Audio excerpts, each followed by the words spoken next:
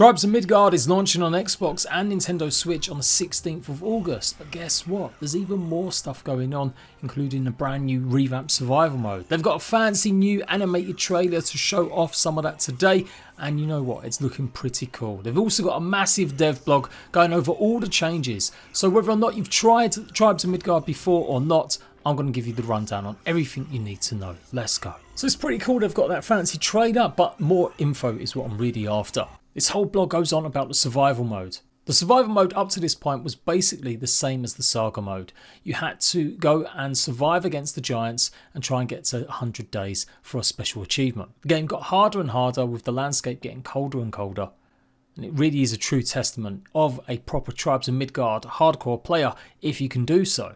But it wasn't that great, to be honest. It was pretty challenging, not much reward, and it just was kind of the same thing over and over again. They're adding building to Tribes of Midgard now. They're adding an increase in the amount of levels and perks that you get.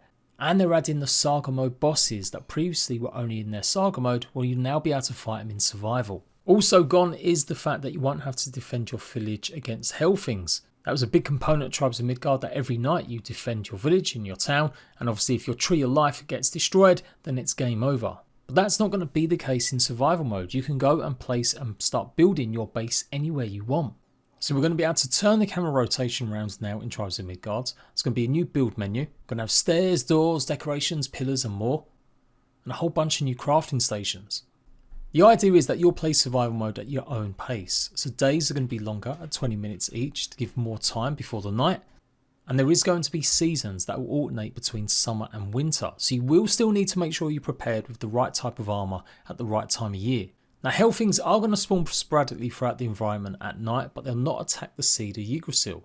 So effectively you'll only come into contact with them when you're exploring at night time. Doing so means you're going to get more dark materials, which looks like it's pretty interesting, and XP when defeating them. The giants that previously were in the old survival mode and saga mode come and attack your base every few days or so, and they take a while to actually get across the map.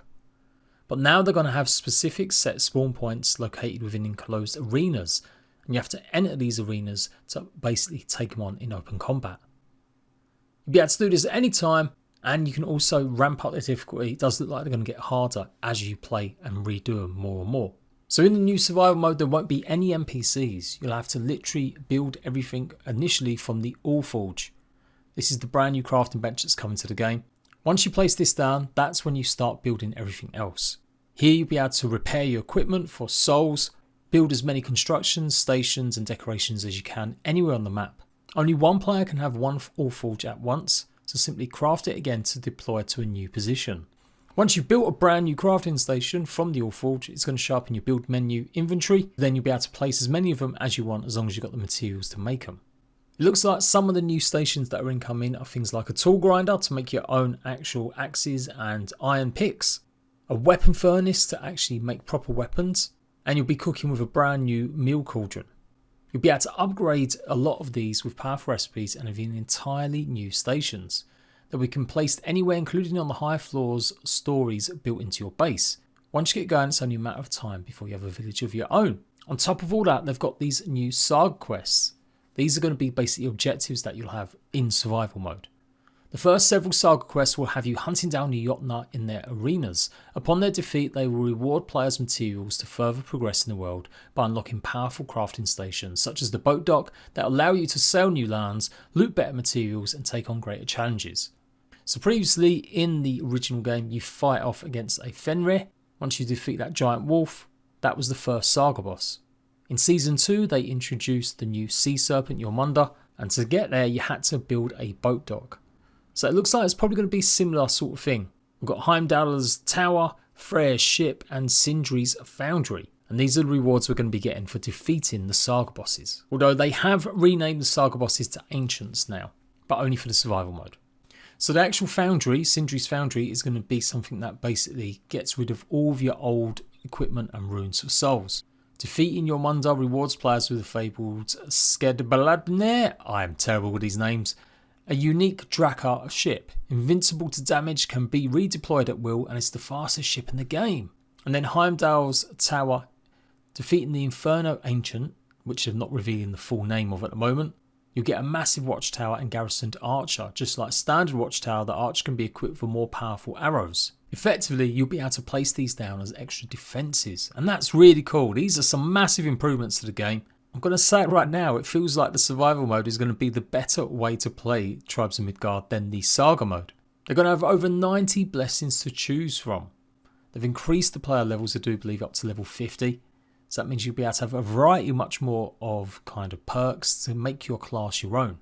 Now it does look like some of this XP that you used to get for upgrading stations or activating portals, that's going to help go towards gaining XP for exploring and continual building. So if you do have other people play, then once you upgrade any of the portals or do anything like upgrading stations, it won't just be a case of everyone getting XP, it'll be the player who's made them or activated them. It does look like you are also now going to get season XP, and this is great news. Tribes of Midgard has a kind of mock free battle pass, basically a run of rewards that you can earn while you play the saga mode. But getting towards the end of the saga mode is still a bit of a challenge. You'd have to quite religiously play Tribes of Midgard, so the ability to gain XP for this while playing survival mode instead of just saga mode is a really good move.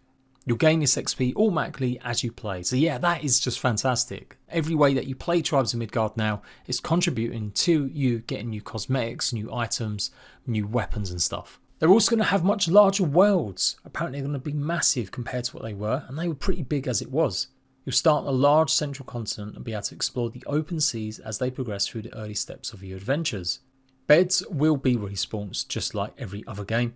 Bonfires will keep you warm in cold climates so long as you deposit branches to keep the fires alive, and they're still going to have shrines that you'll be able to activate and fast travel across the world.